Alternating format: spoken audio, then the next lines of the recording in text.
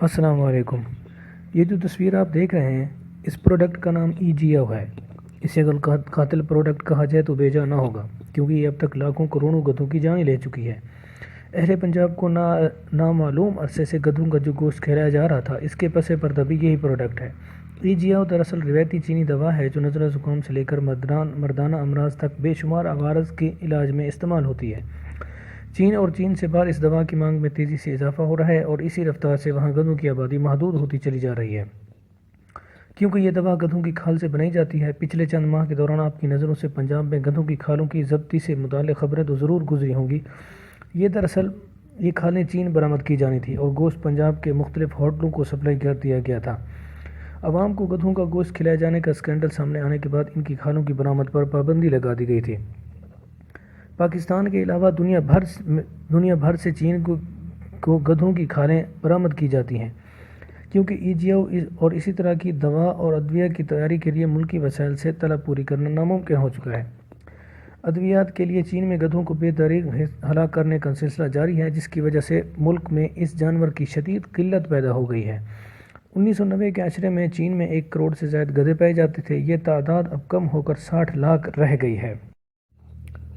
EGO کی تیاری کا سب سے بڑا مرکز شمالی چین میں واقع ڈونگ نامی شہر ہے۔ یہاں قائم 100 سے زائد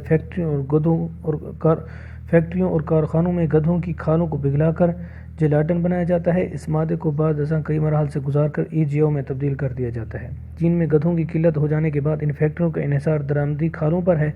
کچھ فیکٹری مالکان نے اپنے فارم کھول رکھے ہیں جہاں گدھے پالے جاتے ہیں۔ ان فارموں سے سالانہ 10,000 کھالیں حاصل ہوتی ہیں، جو بڑھتی طلب کو پورا کرنے کے لیے قطعی ناکافی ہے، لہٰذا ان کا تمام تر انحصار بیرون ملک سے آنے والی گدھوں کی کھالوں پر ہے۔ گدھوں کی کھالوں کی برآمد کا بڑا مرکز افریقہ، ایشیا، جنوبی امریکہ اور مشرق وسطیٰ ہے۔ ان خطوں سے سالانہ لاکھوں کھالیں چینی تاجر درآمد کرتے ہیں۔ بڑھتی ہوئی مانگ کے سبب گدھوں کی کھالوں کی قیمتوں کو بھی پر لگ گئے ہیں اور ایک عشرے کے دوران یہ $65 سے $315 تک پہنچ گئی ہیں۔ یوں یہ انتہائی نفع بخش کاروبار بن گیا ہے، اس لیے ان خطوں میں بہت سے لوگ دوسرے مویشیوں کو چھوڑ کر صرف گدھے پال رہے ہیں۔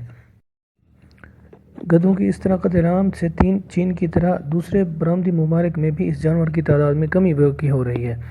اس کا نوٹس لیتے ہوئے کئی حکومتوں نے گدھوں کی کھالوں کی برآمد پر پابندی عائد کر دی ہے۔ ان میں پاکستان کے علاوہ نائجیریا، کینیا اور دوسرے ممالک شامل ہیں۔ البتہ کچھ ممالک میں جیسے جنوبی افریقہ وغیرہ نے چین کی مارکیٹ کی بڑھتی ہوئی طلب کے پیش نظر گدھوں کی پرورش پر خصوصی توجہ شروع کر دی ہے اور ان ملکوں سے گدھوں کی کھالوں کی برآمد میں اضافہ ہو رہا ہے۔ دلچسپ بات یہ ہے کہ EGO اور دیگر اس طرح کی ادویات کی افادت ابھی تک سائنسی تحقیق سے ثابت نہیں ہو سکی، لیکن کروڑوں چینی ان ادویات کے چشماتی اثرات پر یقین رکھتے ہیں اور پابندی سے ان کا استعمال بھی کرتے ہیں۔